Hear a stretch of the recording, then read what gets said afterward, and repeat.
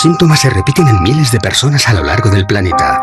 Dolores de cabeza, ansiedad, angustia. Una extraña sensación, como si algo o alguien nos observara. Como si algo o alguien estuviera monitorizando nuestras vidas. Apenas somos capaces de retener en la memoria el 30% de lo que hacemos a lo largo de un día. Pero, ¿y si escarbásemos en nuestros recuerdos y encontrásemos momentos que no deberían estar ahí?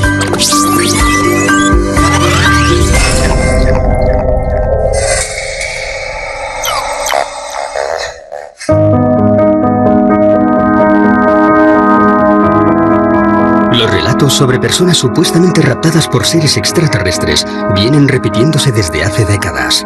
Uno de ellos es el de Carla Batista, una mujer portuguesa que afirma haber sido abducida desde muy pequeña. Veía luces, sentía zumbidos, a veces oía sonidos más agudos. Muchas veces por la noche veía una luz en su cuarto, el colchón refulgía como si fuera incandescente. Situaciones muy extrañas.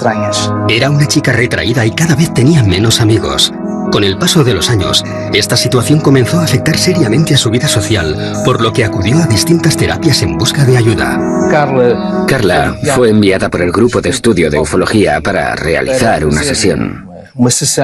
Porque ella se quejaba de haber sido raptada por extraterrestres durante la noche. Tenía marcas en el cuerpo. Había una luz azul que surgía en el cuarto, tras lo cual no recordaba nada. Tenía muchos momentos de amnesia, periodos sin recuerdo de lo que pasaba durante la noche. Ella vino, por tanto, para tratar de esclarecer esas situaciones. Yo la recibí como médico, como terapeuta, para ayudarla a integrar esos momentos. Momentos como el que ocurrió el 4 de septiembre de 1989, cuando Carla y varios amigos salen de Lisboa para pasar unos días de vacaciones. Salen de aquel lugar 2 coches, ella con 2 personas más dentro del coche y 3 personas más en el coche de delante. Pasan el puente 25 de abril y nada más pasar, hay un reclamo luminoso que al pasar ellos se apaga. Unos minutos más tarde, uno de los amigos dice que hay una estrella que parece seguirles. Y al mismo tiempo, parece que está perdiendo el control del vehículo. Parece que el coche no quiere andar. Parece que el coche se estuviera levantando. A ella incluso le cuesta respirar. Quiere que el coche que va delante se detenga. Quiere salir de allí. No lo consigue y de repente ve todo nublado. Deja de ver y grita: "¡Paren! ¡Paren! ¡Paren!". Cuando logran detener los vehículos, Carla se encuentra en un serio estado de shock. No recuerda nada. Una cosa curiosa. Habían hecho un viaje de unos pocos minutos y el motor aún estaba frío. Las ruedas estaban frías y el interior del coche estaría más o menos helado. Ella apunta que había unas marcas, tipo quemaduras, en la parte superior del coche. Aquel coche nunca más volvió a funcionar. A la mañana siguiente detecta unas manchas. Una mancha debajo de la barbilla y otra en la zona del ombligo. Como unas incisiones. El concepto de abducción es un término jurídico, significa rapto, secuestro. Lo que pasa es que posiblemente la gran mayoría de las personas, del público, lo asocia directamente al fenómeno ufológico y a una de las vertientes, creo, más interesantes y a la vez más polémicas que hay, ¿no? Y es el secuestro de un terrestre por parte de una inteligencia extraterrestre, en la que luego tenemos diferentes variantes, ¿no? Porque ya no solo se queda en el secuestro, según dicen los testigos, sino que incluso en ocasiones se llegan a realizar algún tipo de pruebas dentro de esa supuesta nave extraterrestre, e incluso en ocasiones se realizan hasta implantes, es decir, el abanico es muy amplio. Una abducción es un secuestro intencionado y no permitido. Va contra nuestros principios. Se nos hace cuando estamos inconscientes, sin nuestra autorización. Se practican técnicas invasivas. Es tremendamente traumático. Las personas luego no logran convivir con ello. A pesar de no recordar lo que ocurrió, comienzan a experimentar una traumatología traumática y necesitan ayuda para aclarar lo ocurrido. Las experiencias de abducción son traumáticas. De hecho, no hay ningún caso de abducción que voluntariamente haya dicho: me apunto a ser abducido. En 2007, Carla regresa a las sesiones de psicoterapia para tratar de aclarar qué o quién estaba provocando aquellas pérdidas de memoria. Seguimos el esquema clásico. A través de un estado de relajación, de hipnosis clínica, se le transporta hasta aquellas noches en las que ella se quejaba de algo que pasaba, pero no recordaba. Después descubrió que era transportada durante la noche, a través de la ventana, por un rayo de luz. hasta una nave en la que era explorada desde un punto de vista médico. Le hacían exámenes y ella sentía como si aquello fuera una invasión. Y naturalmente que era una invasión de su cuerpo. En esa regresión, ella recuerda todos los procesos. Se ve a sí misma en un sitio muy iluminado, con seres a su alrededor, interesados en su cuello, interesados en la tripa. Se siente mal, quiere vomitar y ellos le dan un líquido muy amargo para que beba. ¿Qué es lo que quieren? Diles que no es justo lo que están haciendo sin tu autorización. Porque eres un ser sensible, un ser inteligente con derecho a usar su propia voluntad. Así que había un diálogo con esos seres a través de la paciente. Algunos de esos seres decían que esto era simplemente un plan, una investigación que tenía que realizarse. Algunos seres dijeron, sí, conocemos esa ley y lo tendremos en cuenta. Lo que ocurrió es que a partir de entonces disminuyeron todas estas escenas en que Carla decía ser abducida. Todo parecía ir bien cuando Carla descubre que, de manera aparentemente inexplicable, está embarazada. Ella se asusta debido a estos síntomas. Habla con una amiga, se hace un test de embarazo en una farmacia que da positivo. Ella está muy asustada y no quiere contárselo a nadie. Unos meses más tarde tiene una gran hemorragia y todo pasó. Pero ella dice que durante una de sus abducciones habría visto una gran cámara donde estarían otros bebés probeta, metidos en tubos gigantes, y que uno de ellos sería su hijo. Admitamos que una raza o varias razas de seres alienígenas vienen hasta la Tierra y secuestran, generalmente mujeres jóvenes. ¿Para qué? Básicamente, unos podrían pensar que vienen a ver en qué estado se encuentra su experimento. Ellos crearon la vida en la Tierra y vienen a ver cómo ha ido desarrollándose ese nuevo ser que ellos crearon. Y esos test genéticos que se hacen a las personas serían para recoger muestras de óvulos y de semen, para la creación de una raza híbrida. Del mismo modo en que el Homo sapiens sapiens consiguió superar al Neandertal, aquí tendríamos una raza híbrida que en el futuro vendría a hacerse con el planeta y alzarse sobre el Homo sapiens sapiens. Sin lugar a dudas, el fenómeno abducción acompaña al ser humano desde que tiene conciencia de ser hombre. Y esto es sorprendente porque revela que estamos siendo tutelados por una especie de inteligencia. No sabemos si extraterrestre o extradimensional, pero en cualquier caso ajena a nuestra propia conciencia y que nos ayuda a modelar nuestras creencias desde la noche de los tiempos. De hecho, eso vendría a explicar el porqué de esa pieza que falta en lo que es la evolución del hombre, que es el eslabón perdido, ¿no? Es decir, hay un momento en el que hay un salto cuantitativo, cualitativo tan enorme que hay quien piensa que algo tuvo que ocurrir, y dentro de ese algo tuvo que ocurrir caben muchas posibilidades. Una de ellas es que genéticamente fuéramos manipulados por unas inteligencias que están fuera de este planeta. La segunda hipótesis, igualmente inquietante, es la posibilidad de que necesiten de nosotros y vengan a recoger especímenes de la Tierra para crear una raza híbrida que sea necesario en ambos planetas, en el suyo de origen y en el planeta Tierra. Muchas de las mujeres dicen que tras haberles sido retirados los óvulos meses más tarde, se les presenta a estos bebés como si fueran hijos suyos. Muchas de ellas hablan de unos compartimentos grandes donde estaban depositados estos bebés, a donde se les acompañaba y se les mostraba: este es el tuyo. Y los extraterrestres querían que les enseñaran cómo transmitirles amor, cómo crear este enlace emocional, ya que estos nuevos seres tendrían ausencia de emociones. Ya en la década de los 70, el prestigioso investigador Joseph Allen Hynek creó la terminología que hoy es utilizada por la mayoría de los investigadores del fenómeno ovni. En ella se establecen 4 tipos de contacto. Los encuentros del primer tipo estarían aludiendo a luces lejanas en el firmamento. Los encuentros del segundo tipo es cuando ese objeto se presenta ya como algo coherente, como una nave. Los del tercer tipo son aquellos en los que el ovni ya está aterrizado, incluso muestra una cierta interacción con el terreno. Se pueden ver humanoides a su alrededor cogiendo muestras o tomando algún tipo de medida en el entorno. Y finalmente están los encuentros del cuarto tipo, que nos entran en la dimensión más psíquica del fenómeno ovni, es el fenómeno abducción.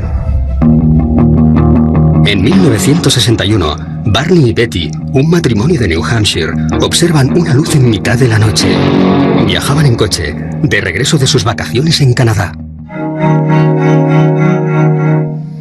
Barney coge unos prismáticos de la guantera, mira esa luz, comenta con Betty si se trata de un ovni, si es cualquier otra cosa, siguen la ruta y unas curvas más adelante ese objeto se ha vuelto una luz cegadora que está posada en medio de la carretera con un ser de piel azulada que les está invitando a pasar. Barney queda aterrorizado. De hecho, las punteras de sus pies estaban desgastados porque literalmente fue arrastrado hasta el interior de la nave.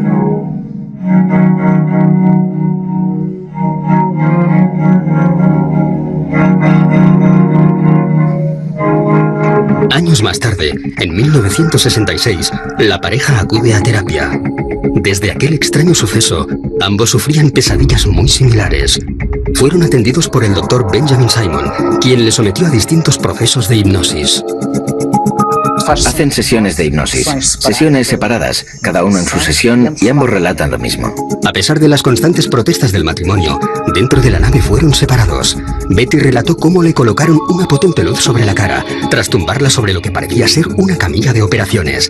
Le cortaron un mechón de pelo, examinaron sus ojos, orejas, dientes y manos. Aquellos seres usaron algo parecido a un escarpelo para raspar y hacerse con muestras de su piel. En inglés, aunque con dificultades, aquellos supuestos extraterrestres le dijeron que le estaban realizando pruebas en su sistema nervioso y con una aguja de 10 centímetros y a través de su ombligo una prueba de embarazo. Sin ningún tipo de sedación, se le introduce una especie de aguja a través del conducto umbilical. Ella sigue preguntando y le dicen que es una especie de test de embarazo. Una de las cosas más llamativas del episodio de los Hill es la descripción de una técnica de prospección intrauterina denominada laparoscopia que no sería descubierta hasta 20 años más tarde, aun aceptando que pudieran haber en la literatura médica escritos, estos no aparecerían hasta una década más tarde. Por lo tanto, es una prueba objetiva de que hay ciertos conocimientos que los abducidos describen que son ignorados.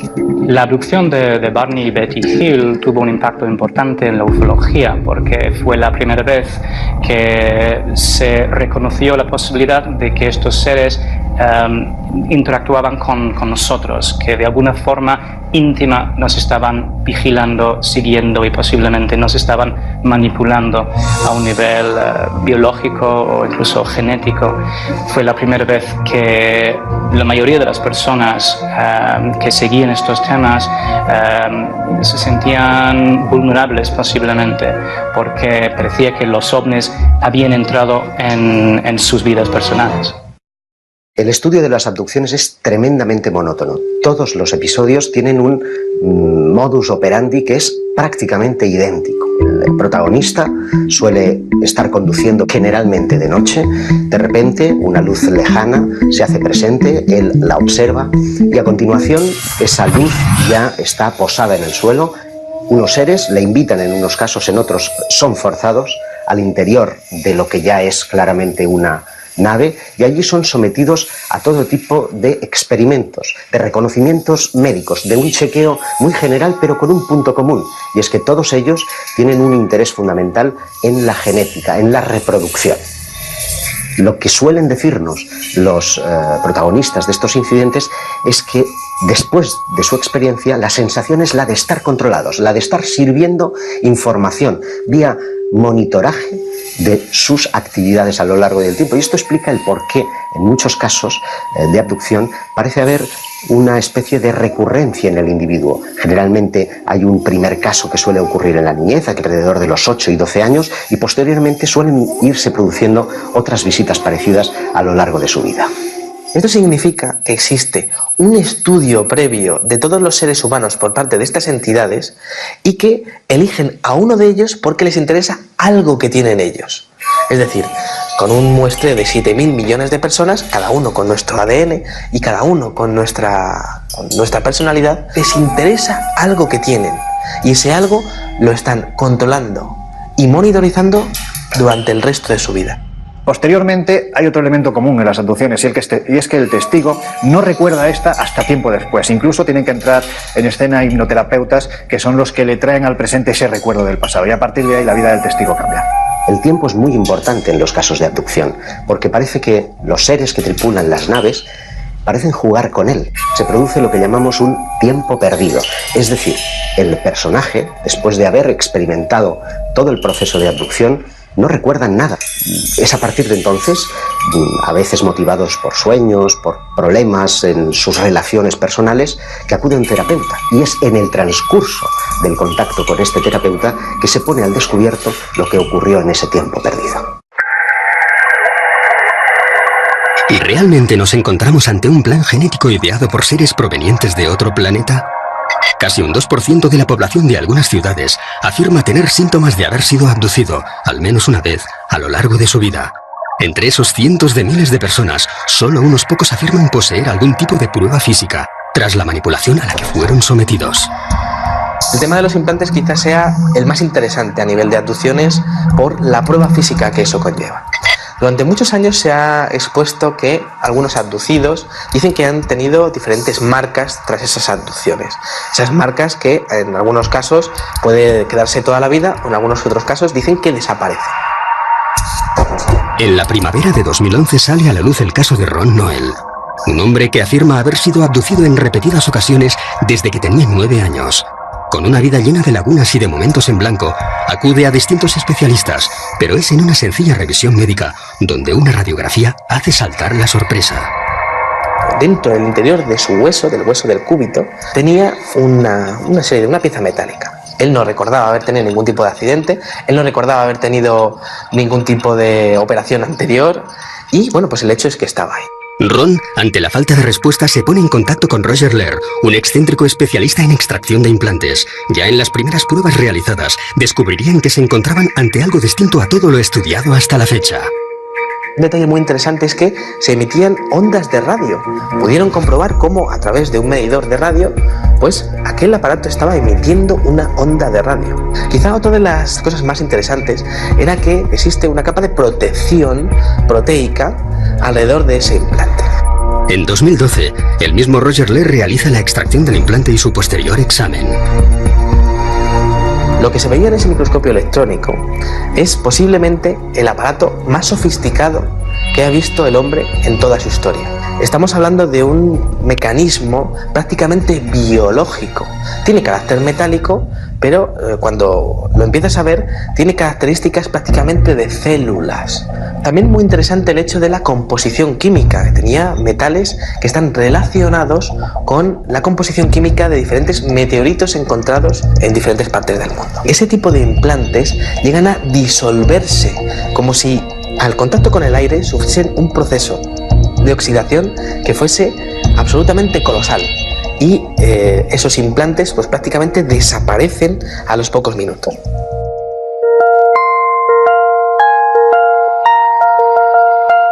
Cuando estamos hablando del fenómeno de las abducciones, estamos hablando prácticamente del fenómeno de la monitorización. ¿Qué significa eso? Pues al igual que nosotros cuando cogemos a una tortuga y le ponemos un chip de localización, este tipo de abducciones es posible que estén relacionados con el control total del individuo, tanto en su localización como en sus funciones vitales a través de estos implantes. También nosotros hacemos eso a los animales salvajes. Les ponemos unos chips, intentamos verificar su hábitat, si están bien, intentamos controlar todo eso. Nosotros hacemos eso a los animales. ¿Por qué no pensar que otros estén haciendo lo mismo con nosotros? Todos ellos son fértiles, todos ellos son jóvenes, todos ellos tienen un coeficiente intelectual por encima de la media. Por lo tanto, parecen estar escogiendo especímenes de la raza humana muy especiales.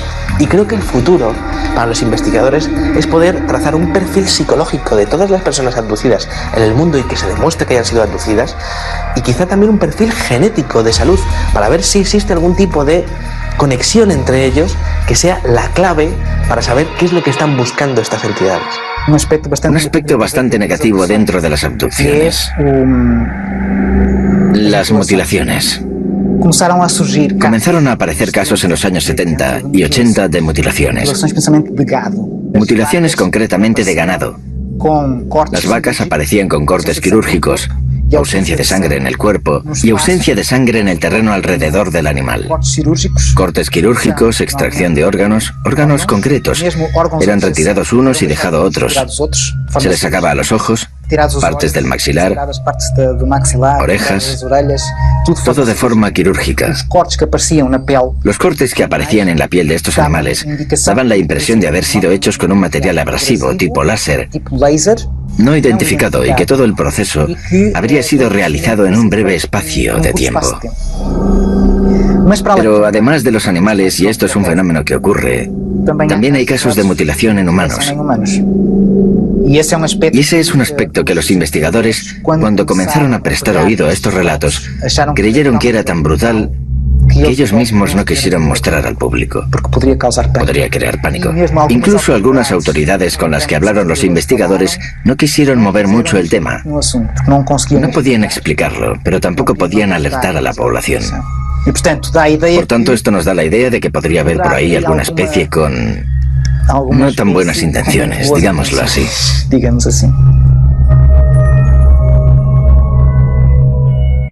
Tenemos muchos casos españoles interesantes. Recuerdo, por ejemplo, el caso de Miguel Herrero Sierra, que en 1978 se dirigía hacia Guadalajara por la Nacional 320.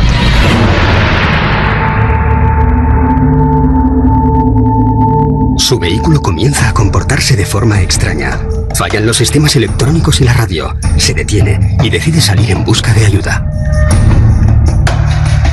A medio camino se encuentra un individuo que podría pasar por un ser humano normal y corriente, porque el único rasgo distintivo que le hacía especial es que iba con un mono ajustado, con un círculo rojo. Él pensó que era un mecánico.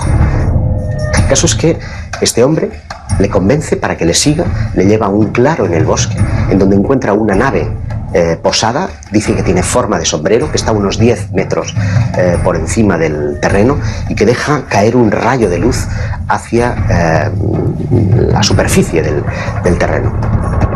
Miguel se ve inmerso en un haz de luz que lo transporta hasta el interior de lo que parece ser una nave espacial. Dice que la estancia es extraordinariamente grande, que las paredes parecen como desdibujarse, como si se desmaterializaran en un momento determinado, pero en otras vuelven a materializarse, que hay como paneles con datos. El relato vuelve a coincidir con casi todos los casos de abducción, cuando Miguel es sometido a varios ensayos clínicos. Pero al incorporarse, se encuentra algo difícilmente explicable. Le colocan en la camilla y después de experimentar con él y de reconocerlo, se reincorpora y hay algo que le perturba de una forma extraordinaria. Es que un ser que estaba de espaldas a él se da la vuelta y se encuentra a sí mismo, como si fuera un doble especular. La única característica que le distinguía es que una cicatriz que tiene en la cara estaba justamente al otro lado, como si fuera una imagen reflejada en un espejo. Y cuando intenta tocarle, el ser le dice: no, no lo hagas, porque si le tocas podrías destruirte y destruirle a él. Le cuentan la teoría de la antimateria, es decir, la carga eléctrica era inversa a la suya, de modo que nos encontramos frente a un concepto que no sería teorizado hasta muchos años más tarde. Para tratar de verificar lo que ha sucedido en el tiempo perdido, los investigadores acuden fundamentalmente a tres procedimientos. Uno es el polígrafo o la máquina de la verdad, que solamente se puede emplear en aquellos casos en los que el testigo recuerda previamente su experiencia, para tratar de verificar si lo que ha dicho es verdad o no. Muchos de los abducidos que han sido interrogados por este método, pues no se ha encontrado que estén mintiendo. El segundo método es el llamado pentotal sódico o suero de la verdad. Lo que trata es de inducir a través de una droga, de una sustancia psicotrópica, un estado de relajación en el que parece imposible mentir. Es un método muy cuestionado, por lo que el método más popular y utilizado para rescatar los recuerdos de los abducidos es el de la regresión hipnótica. ¿Nos encontramos ante miles de casos reales o se trata de algún tipo de alucinación colectiva? ¿Cómo podemos saber si un testigo ha sido realmente raptado por seres de otros mundos o sencillamente está mintiendo? Es muy difícil, porque para empezar, él tiene miedo a ser considerado loco. Debe tener la certeza de que esa persona que le va a recibir no va a reírse, no va a burlarse de él. Ha de tener la certeza de que recibirá eso que él cuenta sin hacer comentarios. Es entonces cuando se entrega al proceso, sobre todo porque viene con momentos que no recuerda. Aparece con marcas en el cuerpo, siente que pasó algo, tiene flashes que no logra integrar en su vida. Viene muy confuso y recela hasta de aquello que va a descubrir. Si han tenido un contacto con otros seres, por ejemplo, luego es difícil conversar al respecto con otras personas. Es difícil contárselo a los amigos e incluso encontrar profesionales que estén abiertos a escuchar este tipo de problemas. En ocasiones la intuición es fundamental, ¿no? Porque esa persona está buscando ese último clavo al que aferrarse, va buscando una respuesta a lo que le ha ocurrido y esa respuesta la busca en ti, en el investigador, en el periodista, en la persona que se acerca para escucharle y que no se ríe de esa experiencia. Parto de la idea de que la intuición juega un papel fundamental, no para saber evidentemente si una persona ha sido abducida o no, pero sí para saber si está mintiendo o no. Son personas absolutamente normales y que muchas veces quedan sorprendidas. No son personas que se interesen previamente por el tema, que estén siempre mirando al cielo. No, surge en el día a día, en las personas más normales, en las situaciones más vulgares. Y al hacer regresión y pedirle que vuelva a la primera vez que eso ocurrió, se ve teniendo una experiencia de abducción. De repente está siendo raptado y pasa por cosas que no entiende. Pero tiene un pequeño problema, y es que en hipnosis también se puede mentir.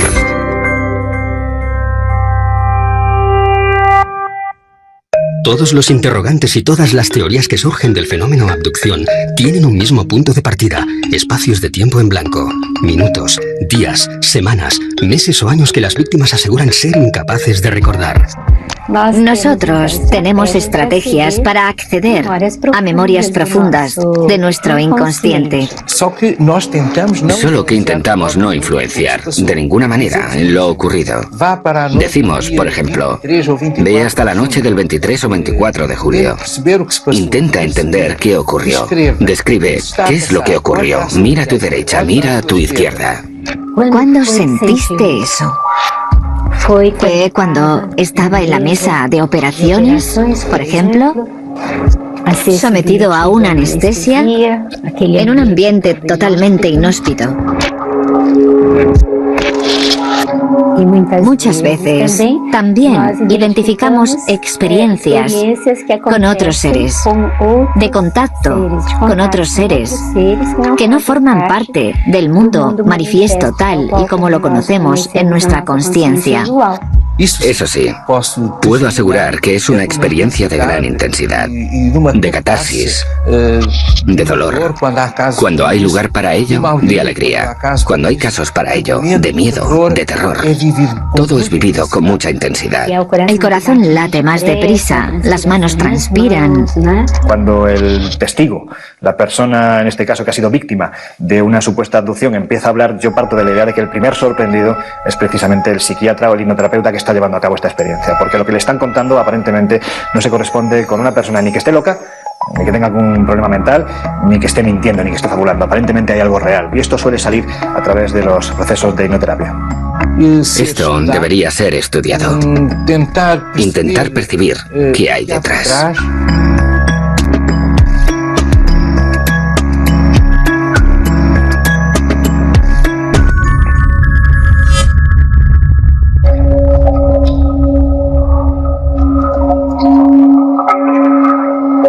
Por extraño que pueda parecer, podríamos encontrarnos ante un fenómeno que ha acompañado a la raza humana desde sus inicios, y no solo ante un mero producto del siglo XX. Pero es especialmente en el periodo de la Edad Media donde vamos a encontrar una serie de relatos que parecen encajar 100% con las modernas abducciones. Me estoy refiriendo a los íncubos y súcubos. Las actas inquisitoriales están llenas de descripciones de seres que se asemejan a los modernos extraterrestres. Es decir, la similitud es tan extraordinaria que parece que estamos ante el mismo fenómeno. No dicen ovni porque los ovnis no existían. Lo interesante para mí es que nunca hemos dejado de hablar de abducciones, es decir, que llevamos 500 años y posiblemente más tiempo, miles de años, quién sabe, hablando del rapto de humanos por parte de seres extraños. En 1486 se publicó un libro que se llamaba el Malleus Maleficarum, que describe los fenómenos relacionados con la brujería y con la demonología. Sirvió como una especie de guía para cazar brujas y para discutir temas importantes como si los demonios nos raptan, si nos utilizan para engendrar sus propios hijos, cosas así que hoy en día surgen en las abducciones modernas. Si analizas lo que dicen acerca de los demonios, ves muchas similitudes entre los extraterrestres y los demonios. Los cazadores de brujas decían que no solo las brujas fueron raptadas por los demonios, sino cualquier persona. También se especulaba si estas abducciones eran fenómenos mentales, es decir, si el demonio era capaz de raptar a una persona mentalmente o si lo hacía físicamente.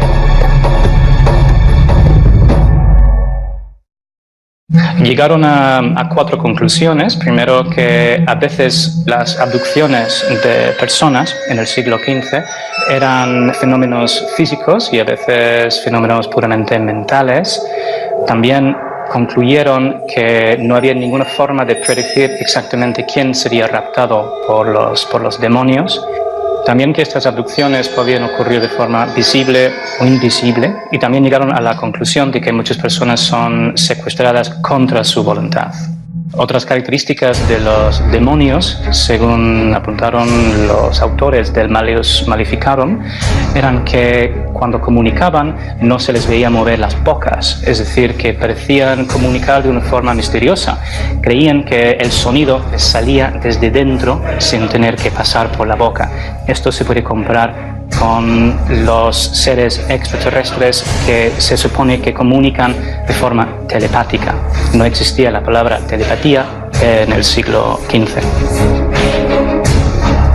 En las abducciones actuales se habla de cómo los extraterrestres pueden crear una especie de visión o panorama para que los testigos se confundan, no saben exactamente lo que está pasando. Los demonios hacían exactamente lo mismo y creaban visiones en la mente de los testigos para convencerles de que realmente no estaban en una reunión de diablos, sino que se encontraban en casa o en un sitio bastante idílico. Los seres sobrenaturales en el folclore y también en la demonología tienen cierta obsesión por las actividades sexuales de los humanos y también con la posibilidad de crear una especie de híbrido entre ellos y los humanos. Los diablos parecían sacar semen a los humanos y transportarlos de alguna manera y crear otros seres utilizando este producto. Y a veces incluso embarazos que terminaban de una forma bastante misteriosa y desaparecían de repente. Evidentemente, con el paso de los siglos, la vida es otra, el entorno es otro, la tecnología es otra, y lo que antes identificábamos como dioses o demonios, ahora identificamos con extraterrestres.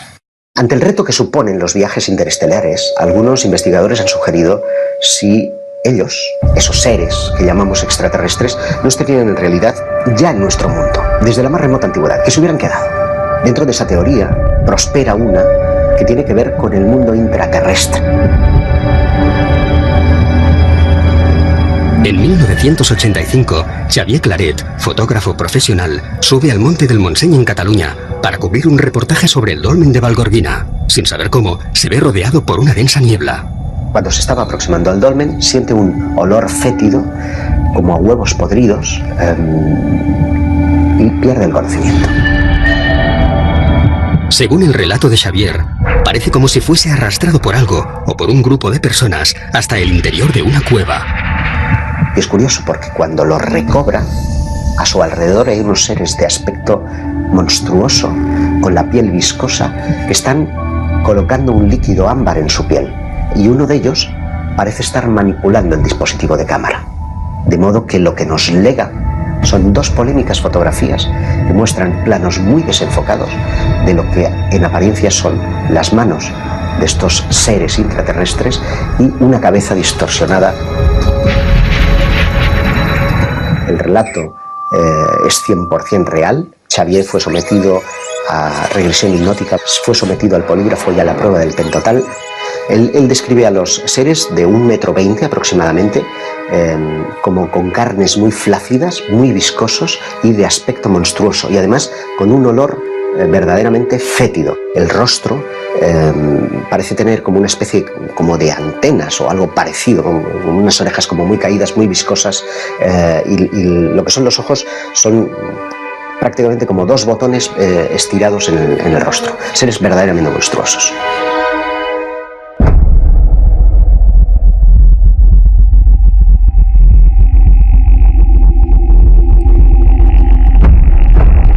La mente humana no es una cinta de vídeo que podamos rebobinar para ver qué sucedió exactamente en cada momento de nuestra vida. Si lo hiciéramos, nos encontraríamos con demasiados fragmentos distorsionados, alterados o simplemente borrados. Las secuencias más dañadas de la cinta corresponderían con los episodios más traumáticos: miedo, dolor, angustia, soledad, falsos recuerdos o algo que no queremos recordar. ¿Qué ganan los abducidos contándonos esas experiencias que a menudo despiertan la sonrisa de sus vecinos y semejantes? No ganan nada, tienen mucho más que perder. Yo siempre les he definido como una suerte de infiltrados, como una quinta columna, como seres que, siendo escogidos por esa eventual raza de extraterrestres, tienen una misión a cumplir. El qué y el cuándo lo ignoramos.